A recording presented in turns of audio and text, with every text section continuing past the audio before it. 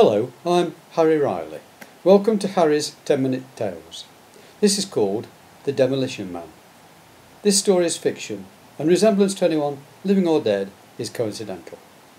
The last bricks were tumbling into the yard that had belonged to the old Victorian public house called the Straggler's Barrel. The chief demolition man, Bruce Hardy, stood with his big club hammer hanging down at his side and pondered as he caught his breath. He was getting wet, and the heavy incessant rain was seeping down his neck.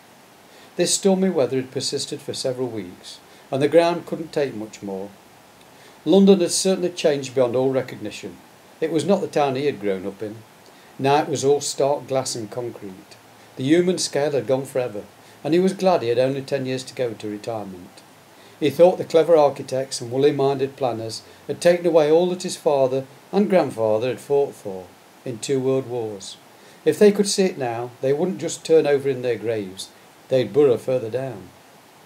His attention was diverted as the digger's steel bucket clanged, metal on metal, and scooped up a big pile of bricks in the yard. As the area was cleared away, he spotted the disturbed edge of a circular manhole cover. The cover had been buried under weeds and debris, and had clearly been hidden for many years. His curiosity kindled, he grabbed a crowbar, forced the cover off, and appealed for his workmate to fetch his portable helmet lamp.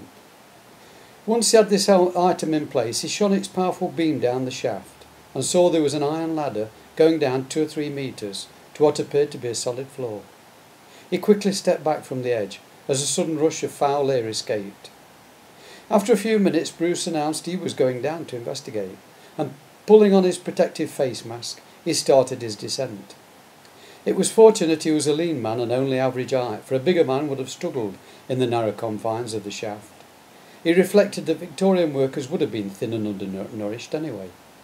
He knew the dangers of methane gas and choke damp, and was not inclined to explore very far, just to assess if this shaft linked up to other main sewers in this area of Wapping.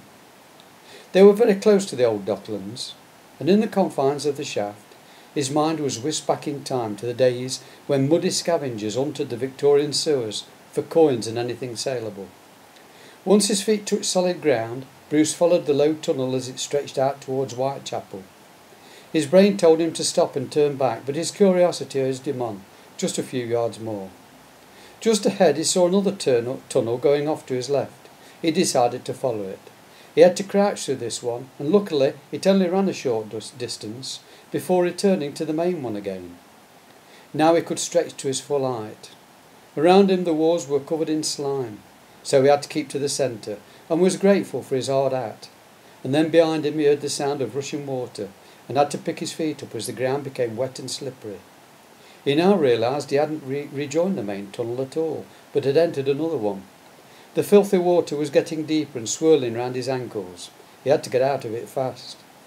There was another tunnel going off to his left, and he took it as most of the excrement flowed on. This tunnel was drier, and the air was fresher, as he realised he had found a ventilation pipe. Stopping for a moment, he noticed a small wooden door cut high into the red brick side of the tunnel, and reasoned it had been provided for the workers to rest up in. Wrenching the door open, he clambered inside and found himself in a brick-built hut that contained a wooden table covered in a thick layer of dust and 2 simple chairs. He knew he was lost. Nevertheless, he was glad to get away from the toxic waste and the screeching rats. Sitting down, he saw a wooden chest in a corner and got up to investigate. It was not locked and contained various items of cheap, garish jewellery and female clothing. They had been thrown in like trophies. There was also a crude woolen balaclava, a bone-handled cutthroat razor and a diary. Bruce was convinced no one had been in this hut for a good many years. Blowing the dust off the black leather cover of the small book, he saw the strong scribbled writing of a man's hand. It was a list, and each item contained a date, alongside a woman's name. In all there were 20 names, and alongside each was a tick denoting success. Placing the diary on the table, Bruce dug down into the chest and produced an ornamental Victorian surgeon's case containing scalpels. There were dark stains on several of the blades, and Bruce thought it might have been dried blood. Once he got back to the surface, he would show this case and the diary as evidence of his extraordinary find. Surely there could be no connection to those wicked Whitechapel murders so long ago. Outside the hut he heard the sound of more rushing water, and knew he couldn't afford to linger much longer with the flood level rising, or he'd be cut off. It was time to turn back. Grabbing the surgeon's case and the diary, he stuffed them into his shirt and hurriedly redid the buttons. Threw the door open and jumped down, wading out into water that almost came up to his waist. The shock almost overbalanced him, and he had to force himself forward against a strong surge. Bruce's lamp started to flicker, and he cursed himself for not carrying spare batteries. Now he was trying to run against the current. Ahead he saw a tunnel to his right and instinctively followed it. Here the water subsided, and he came to a dead end. A rusty iron ladder reached upward, and he tested it for strength. It might just hold his weight. He was about to climb up when he heard a thunderous roar and stopped to listen. It was flood water, and coming his way. Seconds later he was engulfed in the torrent and gasping for breath. His helmet flew off, and he searched desperately in the inky blackness for the ladder. His only hope. Then he was climbing up and spitting out the filthy fluid. With the last of his strength ebbing away, he pushed his shoulder up against the heavy manhole cover, and it gave, letting in the light. He was in the middle of a quiet road. Two people rushed to his aid and hauled him out to lay on his back, drinking in the fresh air and rain. A policeman's face peered down at him as he spoke. "Look, it's here. I've found the Ripper's den. Here's his diary and scalpels." He reached inside his shirt.